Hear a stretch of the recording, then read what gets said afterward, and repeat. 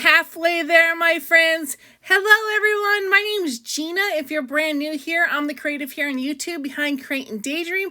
And what you've walked in on is a series called Gratitude Documented, where I am doing a tiny little process video every day and talking about the prompt in the scripture from Gratitude Documented. So today we are on day 15. The prompt is diversity and unity.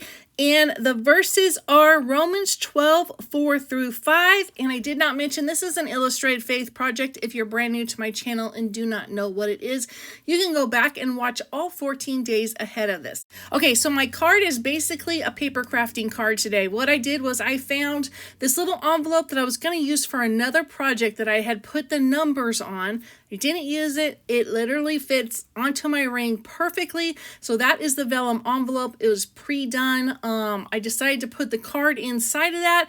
I wanted to keep the card still white, so I brought in a little book from a Brianna Showalter set, and I'm just taping that down, and then we're going to bring in some acetate and put on top of it along with our prompt and some black leaves, and then we're going to take it over to the sewing machine, sew a little ruffle, and we're going to put it back in. This card actually ended up being very, very cute. If you have any questions about the card, please leave them below. I do get back to all my comments. Sometimes it takes a couple days, but I do get back there. Okay, so let's focus on the scripture. Again, the scripture is Romans 12, 4 through 5. This is in a section of the Bible that Paul's writing, and the little chapter section is called Humble Service in the Body of Christ. And I want to read the little section. So it says, "For by grace given me, I say to every one of you, do not think of yourself more highly than you ought, but rather think of yourself with sober judgment in accordance with the faith God has distributed to each of you." Now here's the highlighted verses, or the focus verses for today. "For just as each one of us has one body with many members, and these members do not all have the same function, so in Christ we, though many, form one body, and each member belongs to all the others." That's the focus verse. We're going to go on. "We have different gifts according to the grace given to each of us. If your gift is prophesying, then prophesy in accordance with your faith. If it is serving, then serve. If it is teaching, then teach. If it is to encourage, then give encouragement. If it is giving, then give generously. If it is to lead, do it diligently. If it is to show mercy, do it cheerfully." Amen, amen. Amen, amen. That is so good. Amen, amen. Okay, so what does this mean? Well, in my Jesus Bible, it has a little commentary that I would like to read that focuses specifically on Romans 12, 3 through 8. It is called The Members of One Body. It says, "Christian unity is one of the imperatives of the gospel. When someone is born again, he or she is born into a family of faith for all eternity. This family, God's people, is the church. Unlike any other earthly entity, the church is not divided according to physical boundary, race, culture, education, or any other reality. Instead, the church is unified because of its members' common experience with the grace of Jesus Christ." Okay, so it goes on to say, "Unity, however, does not mean uniformity or a lack of diversity. Indeed, the great diversity of the church's members is one of its unique aspects. Though each member is gifted differently, every member comes together to form the whole church. Furthermore, because of the variety of gifts possessed, every member is integral to the church's healthy functioning.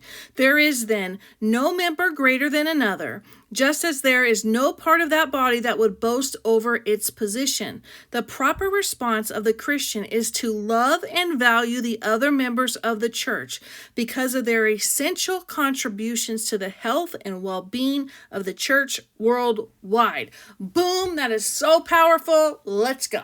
Do we ever just need to stand atop a rooftop and yell out these verses, or this little section of verses that, hey, all people should be treated equal, especially if you are a Christian in the Christian church?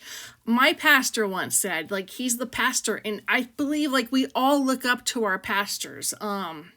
especially if you've had a really good experience. I'll say that. If you've had a really great experience with your pastor, then you look up to them. It's like they've been giving something so special that they can stand up in front of an audience every single week and, preach a sermon that can move an entire church congregation.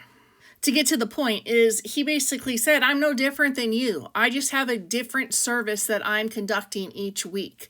So when you come in here, you may have a different service. Like you may just be coming in and listening, or you may be coming in and serving in some other way, or you may be serving out in the community in some other way. It was really nice to hear that, and really inspiring to know that my pastor, that's how he thinks. And I'm someone who wants to run up and give him a hug after a service, well, especially if I'm touched by it or if I'm crying or anything like that.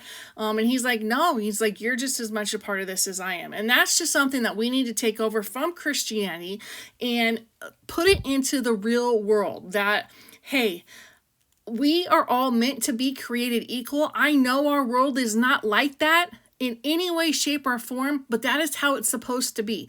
And as a Christian, that is how we are supposed to act, not just with other Christians, but with other people and toward other people. That is diversity, and that is unity. And that is day 15, friends.